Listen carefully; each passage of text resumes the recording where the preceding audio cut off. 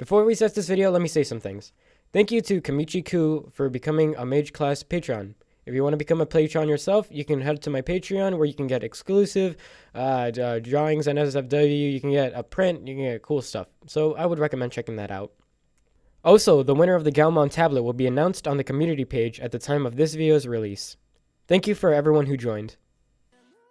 Hi, it's me, your favorite artist, and I wanted to talk about a common thing I've been seeing for these past days. Now, I know I was supposed to make an anatomy tutorial, but this is actually relevant and I needed to say this before I make one. There's this common practice of harassing artists over their drawing preferences and making unnecessary comments on tutorials. If you look on Instagram, you can find a lot of anatomy tutorials with these types of comments. I'll give you an example. Let's say I create a tutorial on drawing a woman's butt. It's a simple beginner's tutorial that just shows a skinny girl's butt, okay? At least one person will say, you know not everyone has that kind of ass, right? This is objectifying women and shows that all girls aren't beautiful. What? I just wanted to create an anatomy tutorial for beginners who are struggling. I am in no way saying that all girls have that type of butt. The problem with this is that people are automatically accusing others of body shaming and being a sexist when they just wanted to help others. If you're still confused, just realize the general pattern with these types of comments is, why did you draw blank like that? Not everyone has that kind of blank. Here's a real life example. This artist decided to create a basic tutorial on the perspective of thigh gaps. This can help a lot of artists with the placement of the pelvis and crotch. Immediately checking the comment section can show you not everyone agrees. Y'all realize the literal majority of people don't have thigh gaps. Even if they're super skinny, they don't sometimes because the position of your hip varies. Okay. People like this still exist, and it's a good basic human anatomy knowledge to have if you want to draw better. If you wanted a tutorial on other body types, you should have searched them up. Also, I'll add that drawing different body types is easier when you already have the basic knowledge of drawing a skinny person.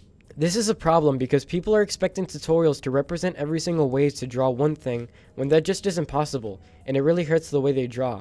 They're considering the feelings of those who are offended instead of thinking logically that drawing basic human bodies makes complicated ones easier.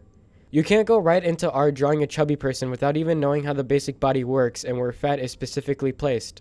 Don't believe me? Here's another example. This art depicts the anatomically correct way to draw resting arms. The elbows are not showing and the arm should be at a slant. One person decided to comment, I don't think so. Every human has their unique gesture. Can you see the issue with this? This mindset causes others to draw incorrectly and prohibits progression in skill. This badgering doesn't only happen in tutorials. No. This even happens with people's art in general. Here's a tweet. This artist decided to post their picture on Twitter with a really good drawing. You know, it's a 10 out of 10. I literally can't find any flaws with it. It's really good. Love your art. You're amazing. Can you try to draw babes with normal sized boobs? For women with smaller sizes, this is objectifying. Think this way. If the PP be a thing to draw, and everybody draw male character with 10-inch PP, and yours will be like 5 inches, how will you feel?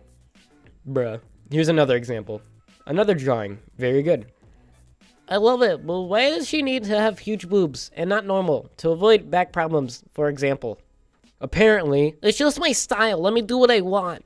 Only applies to people who refuse to improve. If you think I'm over-exaggerating, this even happens in my tutorials. A lot of people are saying they dislike my tutorials because I state them as fact, and that there are other ways of doing it. With this mindset, I guess tutorials shouldn't even exist if everyone can do what they want, I guess. People are also saying how my drawings are lewd and that I shouldn't give my characters oversized breasts, which is mind-boggling to me how you think you can decide what I draw. I know a lot of this video seems to be me contradicting myself, but just know about this, okay? There's a difference between style and drawing stuff incorrectly, okay? I mean, if you want to draw stuff incorrectly, I guess you can, but you're not really going to improve as an artist if you ignore, critiques everyone is giving you. I'll end it with this. Tutorials are like mentors. They're meant for you to improve and guide you towards success as an artist.